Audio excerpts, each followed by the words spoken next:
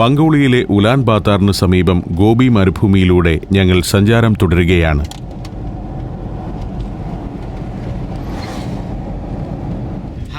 സംവിധായകൻ ലാൽ ജോസ് കാറിന്റെ പിൻ സീറ്റിലുണ്ട്. ഡ്രൈവർ ജഹ ഞങ്ങളെ കൊണ്ടുപോകുന്നത് മംഗോളിയൻ ദേശീയതയുടെ സ്ഥാപകനായ ചെങ്കിസ് ഖാന്റെ വലിയൊരു സ്മാരകത്തിനടുത്തേക്കാണ്. തെക്കൻ മംഗോളിയയുടെ വലിയൊരു പ്രദേശമാകെ പരന്നുകിടക്കുകയാണ് ഗോബി മരുഭൂമി. ജഹയ്ക്ക് ഇംഗ്ലീഷ് പരിജ്ഞാനം കുറവാണ്. അതിനാൽ അധികം സംസാരിക്കുന്നില്ല. തെരൽജ് നാഷണൽ പാർക്കും അവിടുത്തെ ബുദ്ധക്ഷേത്രവും കണ്ട ശേഷമാണ് ഞങ്ങൾ ഇവിടെ എത്തിയിരിക്കുന്നത്. ഇവിടെ ഒരു കാഴ്ചയുണ്ട്. തൂൾ നദിയിൽ നിന്നും കയറിക്കിടക്കുന്ന ജലം ചെറിയൊരു തടാകമായി രൂപപ്പെട്ടതിൽ കുറെ കുതിരകൾ കളിച്ചു തിമിർക്കുന്നു. രസകരമായ ഒരു കാഴ്ച. മരുഭൂമിയുടെ വരണ്ട നിറത്തിനുള്ളിൽ ഒരു ചെറിയ ജലാശയവും അതിൽ നീന്തിക്കളിക്കുന്ന കുതിരകളും. ഈ ദൃശ്യം എന്നെ കുറച്ചൊന്നുമല്ല ആകർഷിച്ചത്. മരുഭൂമിയിൽ ജലാശയം തന്നെ അപൂർവതയാണ്. പിന്നിൽ വരണ്ട മലനിരകൾ കാണാം. അതിനിപ്പുറം ഉണങ്ങിയ പുൽമേടുകൾ.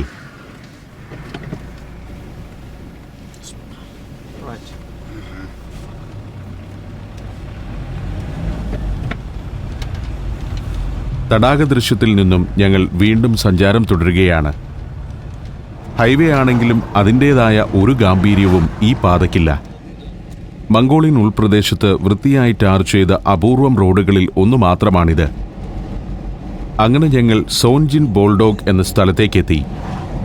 ഇനി സന്ദർശിക്കാൻ പോകുന്ന സ്മാരകം ഇവിടെ നിന്ന് തന്നെ കാണാം. ചെങ്കിസ് ഖാന്റെ പടുകൂറ്റൻ പ്രതിമ. പ്രതിമയ്ക്കരികിലേക്ക് എത്താനുള്ള പടിപ്പുരയാണിത്. കമ്മ്യൂണിസ്റ്റ് ഭരണം അവസാനിച്ച ശേഷം ചെങ്കിസ് ഖാനെ ഈ രാജ്യത്തിന്റെ വലിയൊരു പ്രതീകമായി ഉയർത്തിക്കാട്ടുകയാണിപ്പോൾ. ശരിക്കും മംഗോളിയയുടെ ഇതിഹാസ പുരുഷനാണ് Genghis Khan. Genghis Khan statue complex ഇപ്പോൾ വലിയൊരു ടൂറിസം കേന്ദ്രം കൂടിയാണ്. കാർ ആ സ്മാരകത്തിനു മുന്നിലെ പാർക്കിംഗ് ഗ്രൗണ്ടിൽ എത്തി നിന്നു. ഞങ്ങൾ കാറിൽ നിന്നിറങ്ങി. സ്ഥായിയായ ക്രൗര്യഭാവവുമായി വിദൂരതയിൽ ദൃഷ്ടിയൂന്നി കുതിരപ്പുറത്തിരിക്കുന്ന ചെങ്കിസ് ഖാൻ. മംഗോളിയൻ ജനതയിൽ ആത്മവിശ്വാസവും അഭിമാനവും പകരുന്നതിനു വേണ്ടിയാണ് ഇപ്പോൾ ഇത്തരം സ്മാരകങ്ങൾ സ്ഥാപിച്ചു വരുന്നത്.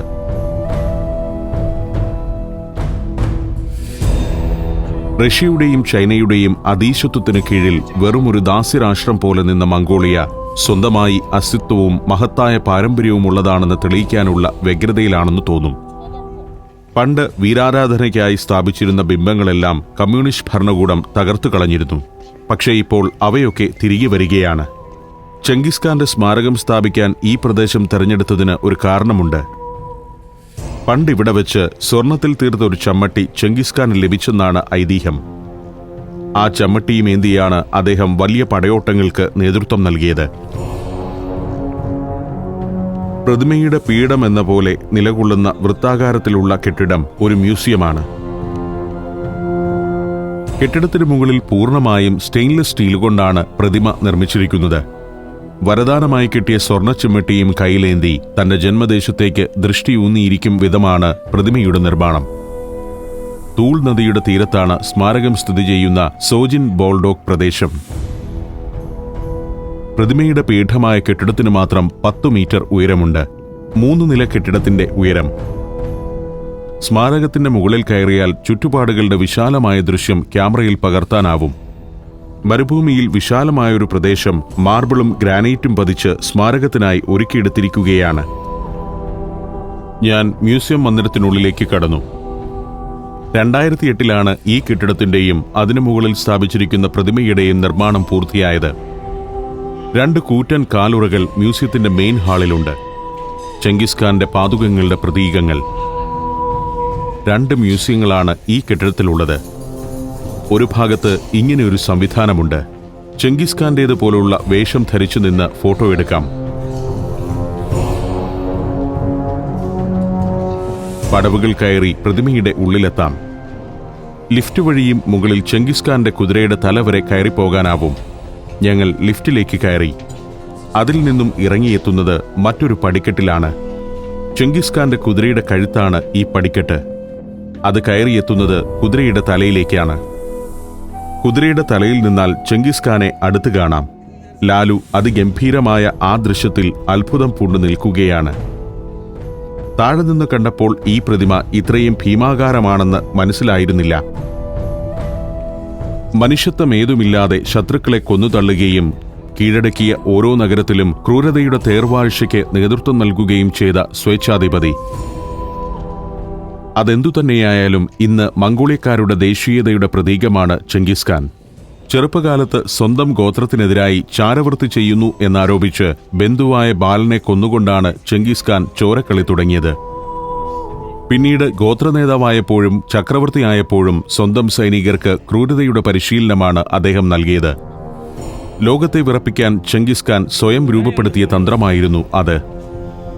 പ്രതിമയുടെ മുകളിൽ നിൽക്കുമ്പോൾ താഴെ പുൽമൈതാനത്ത് ധാരാളം യൂർട്ട് ക്യാമ്പുകൾ കാണാം. അതിവിശാലമായ പുൽമേടുകൾ, നോക്കത്താ ദൂരം പരന്നു കിടക്കുകയാണത്. ഇതൊരു വിചിത്രമായ കാഴ്ചയാണ്. ചെങ്കിസ് ഖാന്റെ കാലത്തെ നാടോടി കൂടാരങ്ങളുടെ മാതൃകയിലുള്ളതാണ് അവ. മഞ്ഞുകാലത്തിന് മുന്നോടിയായി പുൽമേടുകളുടെയും കുന്നുകളുടെയും നിറം ആകെ മാറിയിരിക്കുന്നു. മുന്നിൽ ഞങ്ങൾ കടന്നുവന്ന പടിപ്പുരയും കാർ നിർത്തിയിരിക്കുന്ന പാർക്കിംഗ് ഗ്രൗണ്ടുമെല്ലാം കാണാം. ഒരു സ്വകാര്യ കമ്പനിയാണ് ചെങ്കിസ് ഖാൻ സ്മാരക നിർമ്മാണത്തിന് പണം മുടക്കിയിരിക്കുന്നത്.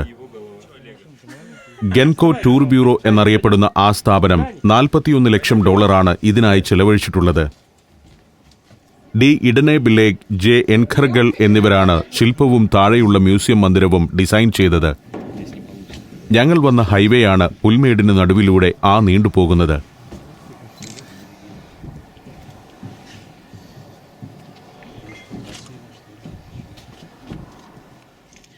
വളരെ ഭാവനാപൂർണമായാണ് പ്രതിമയുടെ നിർമ്മാണം.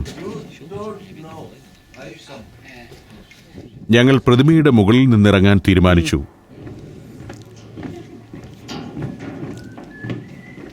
ഉള്ളിലെ സ്ഥലസൗകര്യങ്ങൾ പൂർണ്ണമായി ഉപയോഗപ്പെടുത്തിയിരിക്കുന്നു. താഴത്തെ നിലയിൽ ഇറങ്ങുമ്പോൾ ചെങ്കിസ് ഖാന്റെ പാതുകത്തിന്റെ പ്രതീകാത്മക രൂപം ഇവിടെയും കാണാം. 2 പാതുകങ്ങളുണ്ട്. അവയ്ക്കിടയിലൂടെ ഞങ്ങൾ പുറത്തേക്ക് നടന്നു. അപ്പോഴുണ്ട് നമ്മുടെ ജഹ ഒരു കുപ്പി ബിയറുമായി വരുന്നു. കുറെ നേരത്തെ നടപ്പിന്റെയും കാർ യാത്രയുടെയും ക്ഷീണത്തെ ഞങ്ങൾ ആ ബിയറിൽ അലിയിച്ചു കളഞ്ഞു.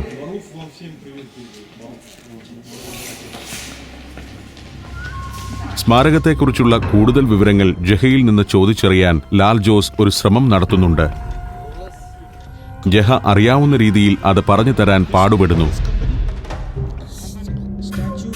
മ്യൂസിയം മന്ദിരം ഉൾപ്പെടെ 13 നില കെട്ടിടത്തിന്റെ ഉയരമുണ്ട് ചെങ്കിസ് ഖാൻ സ്മാരകത്തിന്.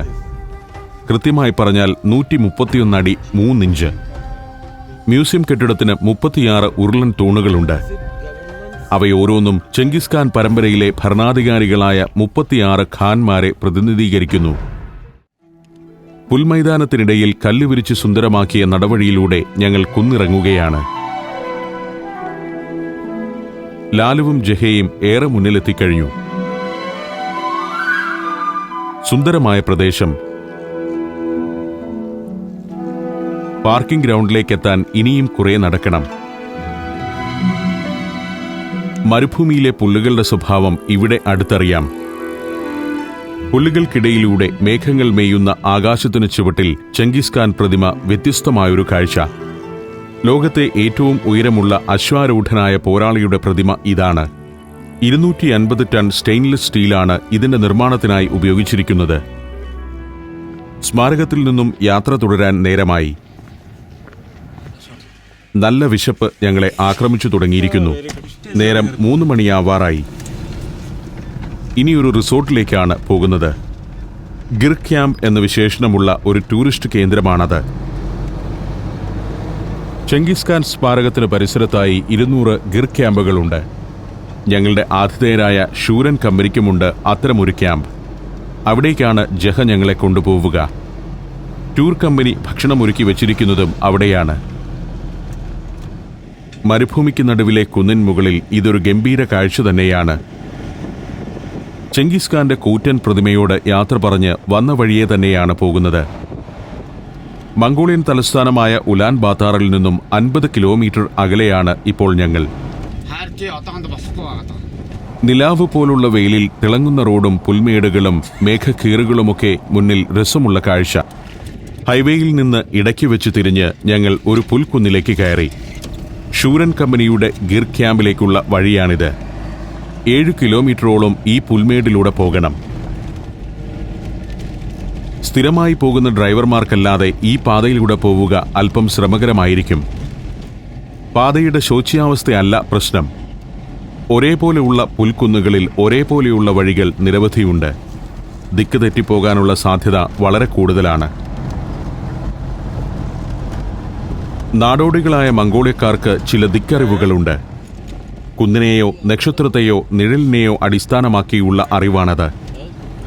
കാലങ്ങളായി മരുഭൂമിയിലും ഇത്തരം പുൽമേടുകളിലുമൊക്കെ ദിശ തെറ്റാതിരിക്കാൻ അവർ ആ അറിവുകളാണ് ഉപയോഗപ്പെടുത്തുന്നത്. പുൽമേട്ടിലൂടെ കുറെ ദൂരം ഓടിക്കഴിഞ്ഞപ്പോൾ അങ്ങു ദൂരെ പൊട്ടുകൾ പോലെ കൂടാരങ്ങളുടെ ധവളിമ ദൃശ്യമായി. അവിടേക്കാണ് ഞങ്ങൾക്കെത്തേണ്ടത്. ഷൂരൻ കമ്പനിയുടെ ഗിർ ക്യാമ്പാണത്.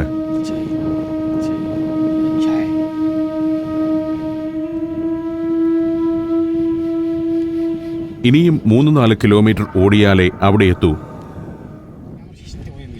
അറേബ്യൻ മണലാരണ്യങ്ങളിൽ ബദുക്കൾ എന്ന പോലെ മംഗോളിയയുടെ ഈ പുൽമൈതാനങ്ങളിൽ നാടോടി ഗോത്രങ്ങൾ അലഞ്ഞു നടന്ന ഒരു കാലമുണ്ടായിരുന്നു. യാക്കുകളെയും ചെമ്മരിയാടുകളെയും കുതിരകളെയും മേയിച്ച് അവർ അതിരേതെന്നറിയാത്ത ഈ മേടുകളിലൂടെ സഞ്ചരിച്ചു. തങ്ങൾക്ക് തോന്നുന്നിടത്ത് യുർത്ത് എന്ന പേരുള്ള വട്ടക്കൂടാരമടിച്ചു. ഗോത്രങ്ങൾ തമ്മിലുള്ള യുദ്ധവും ഇരുളിന്റെ മറവിൽ ക്യാമ്പുകൾ ആക്രമിച്ച് കന്നുകാലികളെയും സ്ത്രീകളെയും കൊള്ളയടിച്ചുകൊണ്ട് പോകുന്നതുമൊക്കെ അന്ന് പതിവായിരുന്നു.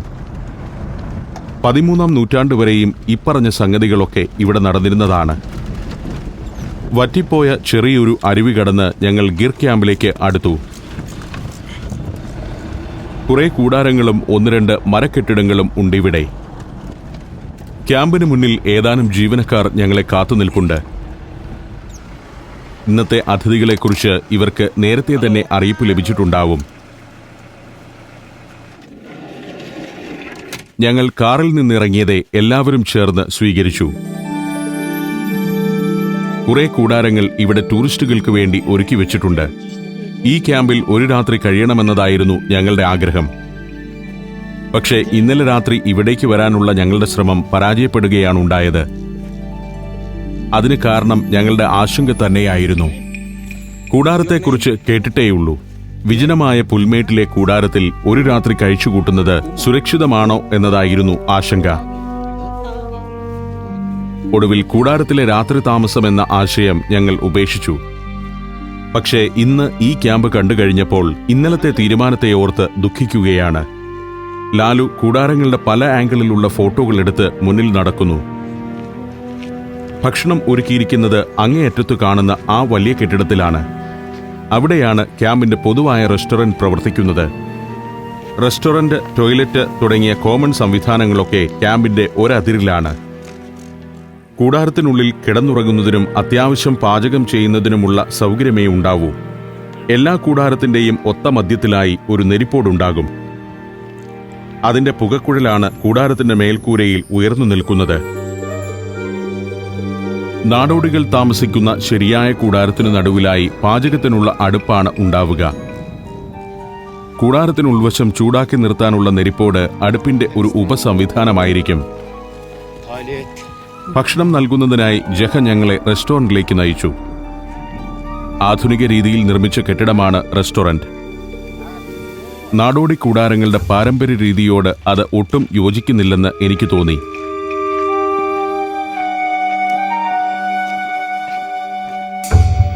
വലിയൊരു റെസ്റ്റോറന്റാണ്.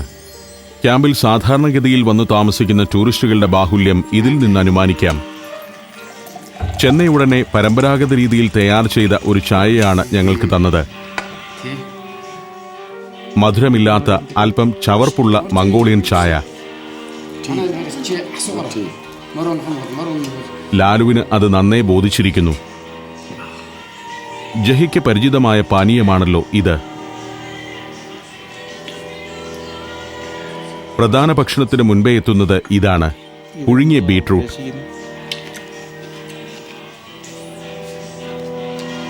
ആദ്യം തന്നെ അത് ഞങ്ങൾ ആസ്വദിച്ച് അകത്താക്കി. തൊട്ടു പിന്നാലെ സൂപ്പ് എത്തി.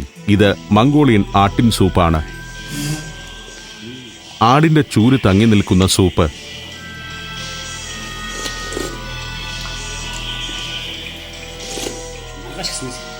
പിന്നീട് പ്രധാനപ്പെട്ട വിഭവമെത്തി. ആട്ടിൻ മാംസവും പച്ചക്കറികളും കിഴങ്ങുമെല്ലാം ഇട്ട് പുഴുങ്ങിയ ഭക്ഷണം. സഞ്ചാരം ഇപ്പോൾ പെൻഡ്രൈവിലും.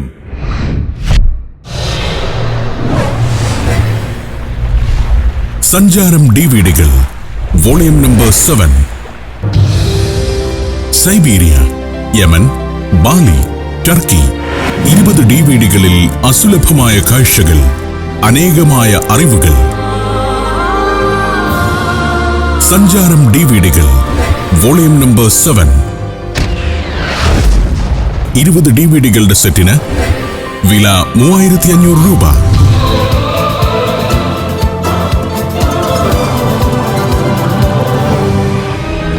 ലോക കാഴ്ചകളുടെ ഈ അപൂർവ ശേഖരം സ്വന്തമാക്കാൻ 9995444222 എന്ന നമ്പറിലേക്ക് സഞ്ചാരം എന്ന് SMS ചെയ്യൂ.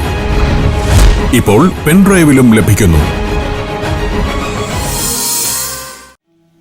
ഭക്ഷണത്തിന് ശേഷം ഞങ്ങൾ പുറത്തേക്കിറങ്ങി. റെസ്റ്റോറന്റിന് മുൻപിൽ നിൽക്കുമ്പോഴാണ് ഈ കാഴ്ച കാണുന്നത്. മംഗോളിയൻ നാടോടി ഇടയന്മാർ ആട്ടിൻപറ്റത്തെ എങ്ങനെയാണ് കൂട്ടിൽ കയറ്റുന്നത് എന്നതിന്റെ കാഴ്ചയാണത്. അങ്ങകലെ മലഞ്ചെരുവിലാണ് ആട്ടിൻപറ്റം. 2 കുതിരയും ഒരു നായുമുണ്ട്. കുതിരകളിൽ ഒന്നിന്റെ പുറത്ത് ഇടയൻ. രസകരമായൊരു കാഴ്ച. കുതിരകൾ ആട്ടിൻപറ്റത്തിന് ചുറ്റുമോടുന്നു. കൂട്ടം ചിതറിപ്പോകാതെ നോക്കുന്നത് നായയാണ്. കുതിര ഓടുന്നതിന്റെ എതിർഭാഗത്ത് കൂട്ടത്തിനരികിലായി എപ്പോഴും ഇടയന്റെ നായുണ്ടാവും. ഇന്ന് നാടോടി കൂടാരങ്ങളിൽ കുതിരയ്ക്ക് പകരമായി കാറുകൾ എത്തിക്കഴിഞ്ഞിരിക്കുന്നു. ഇതൊക്കെ ഈ ക്യാമ്പിലെ പരിചാരകരാണ്. ഞാൻ ആ പെൺകുട്ടിയെ ക്യാമറയിൽ പകർത്തുന്നത് കണ്ടപ്പോൾ നമ്മുടെ ഡ്രൈവർ ജഹയ്ക്ക് ശൃംഗാരമുണർന്നു. പിന്നെയുള്ള പ്രകടനം ഇങ്ങനെ. ഒരു കൂടാരത്തിൽ കയറി ഇനിയൊന്ന് വിശ്രമിക്കാമെന്നായി ഞങ്ങൾ. ജഹയാണ് ഒരു കൂടാരത്തിൽ അല്പനേരം ഉറങ്ങാമെന്ന നിർദ്ദേശം ആദ്യം മുന്നോട്ട് വെച്ചത്. അങ്ങനെ കൂടാരത്തിലേക്ക് നടക്കുകയാണ്. ഇത് ഇവിടുത്തെ കാവൽ മാടമാണ്. തുറന്ന പ്രദേശമാണല്ലോ. രാത്രിയിൽ കുറുനരികളും മോഷ്ടാക്കളുമൊക്കെ വരാൻ സാധ്യതയുണ്ട്. കാവൽമാടത്തിലുള്ളവർക്ക് പുറമെ രാത്രിയിൽ ഈ നായ്ക്കളുടെ കാവലും ക്യാമ്പിനുണ്ടാകും. ദൂരെ നിന്നും കുതിരപ്പുറത്ത് ഒരാൾ വരുന്നുണ്ട്. ഒരു ഭക്ഷണപാത്രവുമായാണ് വരവ്. നല്ല ചുറുചുറുക്കുള്ള കുതിര. ചെന്നു നിൽക്കേണ്ട കൃത്യമായ സ്ഥലം കുതിരയ്ക്കറിയാം. ഒരു കൈപ്പത്തി നഷ്ടപ്പെട്ട ഒരു യുവാവ്. കുതിരയെ കുറ്റിയിൽ കെട്ടി ഭക്ഷണപാത്രവുമായി അവൻ പോകുന്നു. പാത്രം എവിടെയോ ഏൽപ്പിച്ച് പെട്ടെന്ന് തന്നെ അവൻ തിരികെ വന്നു. പിന്നെ കുതിരയെ അഴിച്ച് അതിന്റെ പുറത്ത് കയറി വന്ന വഴിയെ മടങ്ങുകയാണ്. കുതിരസവാരിയിൽ അഗ്രഗണ്യരാണ് മംഗോളിയൻ ഇടയന്മാർ. അവരുടെ വിരുത് നമ്മൾ അത്ഭുതത്തോടെ നോക്കി നിന്നു പോകും. നല്ല വേഗത്തിൽ പായുന്ന കുതിരയുടെ പുറത്ത് ഇരുന്നല്ല, നിന്നാണ് യാത്ര ചെയ്യുന്നത്. ലാലു ആ പോക്ക് കൗതുകത്തോടെ നോക്കി നിൽക്കുകയാണ്.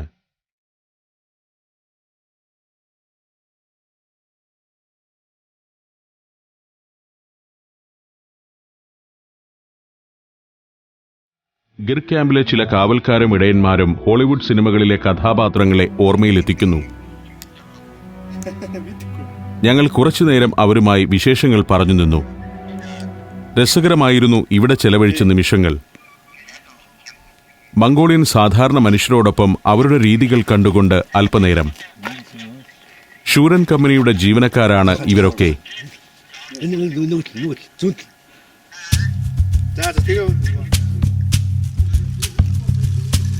ഞങ്ങൾക്ക് വിശ്രമിക്കാനായി ഒരു കൂടാരം തുറന്നു തരികയാണ് ഷൂരൻ കമ്പനിയുടെ ടീഷർട്ട് ധരിച്ച ജീവനക്കാരി. രസികനായ ജുഹ താനും ഷൂരന്റെ ടീഷർട്ട് അണിഞ്ഞവരാണെന്ന് പറഞ്ഞ് ജാക്കറ്റ് ഊരിക്കാണിക്കുന്നു.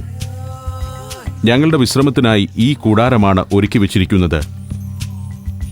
ലാലുവും കൂടാരത്തിനുള്ളിലേക്ക് കയറി വന്നു. രാത്രിയിൽ 6 പേർക്കെങ്കിലും ഉറങ്ങാവുന്ന കൂടാരമാണ്. ചുറ്റും ഇരിപ്പിടങ്ങൾ, സോഫയും ബെഡും കൂടിച്ചേർന്ന സംവിധാനമാണത്. ഞങ്ങൾക്ക് വേണ്ടി ചായ ഫ്ലാസ്കിൽ ഒരുക്കി വെച്ചിട്ടുണ്ട്. കൂടാരത്തെ ചൂടാക്കുന്ന നെരിപ്പോടിന്റെ കുഴൽ മേൽക്കൂര തുളച്ച് നീണ്ടു നിൽക്കുന്നു. ലാലു ഉച്ചയുറക്കത്തിലേക്ക് കടന്നിരിക്കുന്നു. ഞാനും ചെറിയൊരു വിശ്രമത്തിലേക്ക് പ്രവേശിച്ചു.